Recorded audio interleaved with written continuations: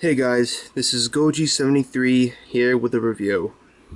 If you've been looking back on my previous collection update, you'd probably be expecting the Memorial Box 1965 Godzilla review to be first of them. Well, I'm sorry to say that I've come down with a bit of some unfortunate news. My computer's hard drive went kaput. It was dying, it had a seizure, and as a result, all of my files have been lost. Fortunately, I was able to rescue the important ones, such as episodes of Gina's Amazing Friends, Who's Afraid of Godzilla, as well as music and backgrounds for them. But I digress. The video editing software in which I used to make these episodes possible are gone. At least until I reinstall them, which will probably take somewhere around a month's time. So as a result, there will be no figure reviews on any of my latest grabs until further notice. So, as a result, I do not wish to keep you guys in the black, so I've been looking back on a few of my reviews, and I felt there are a few out there that I didn't particularly do a good job at reviewing on. And so, to compensate for this gap until everything is up and back to normal on my computer, I will be re-reviewing some figures whose reviews are not all that good, or just completely inaccurate.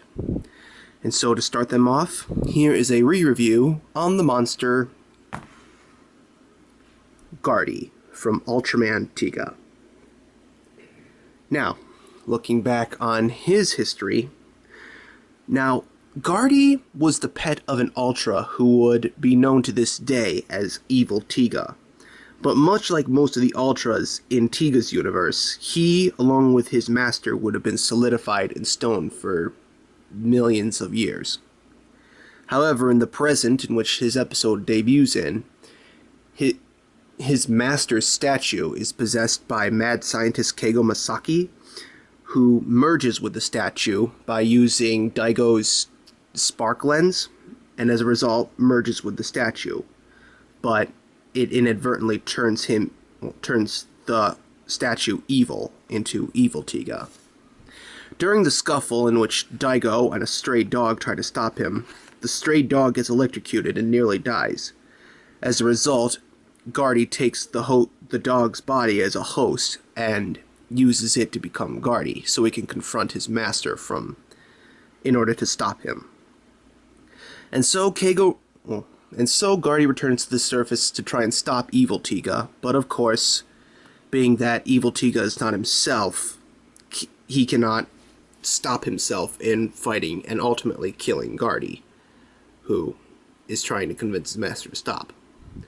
Sure enough, Tiga, the original Tiga, appears, and of course we all get the infamous Tiga versus Evil Tiga confrontation, which ends with Tiga winning and taking Gardi's body into space to be honored for being the last of its kind. And so that's just about it for Gardi's actual history. He was the pet of Evil Tiga, not normal Tiga. And now let's get on to detail. Now, in comparison to how he looked, this is actually a slightly different design.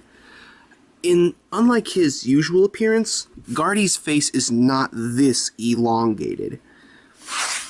His face isn't, and his body isn't actually pink. It's more of like a brownish, grayish, rocky color. And that's primarily about it as far as design goes. The elongated face and the paint job is off. And the reason for this is because while the episode was being produced, Bandai never did get the official design of Gardi while the episode was being made. So Tsuburaya gave them concept art, and they had to use the concept art in order to make the figure before the actual design was actually solidified into what it was. So, yeah, you can tell the differences between how he looks in the episode and how he looks in the figure. So, essentially the figure came first, and that would explain why he looks different from how he looks in the episode. So, that's about it for detail. It's sort of an exclusive thing for the figure. As for superpowers, we don't really see any from Gardi due to his limited screen time, so no superpowers from him. As for articulation, I believe he has 5 points. His arms go up and down. They don't go 360 degrees because of the back ridges here. And the same thing applies for both of his legs. They can swivel up and down, but that's about it. And the tail, however, does move 360 because there's nothing stopping it. And I believe that's it for articulation. I believe the head also has a glue seal, but I'm not going to bother breaking it. And so let's get on to sizing. Let's pull out not evil Tiga, but Ultraman Tiga.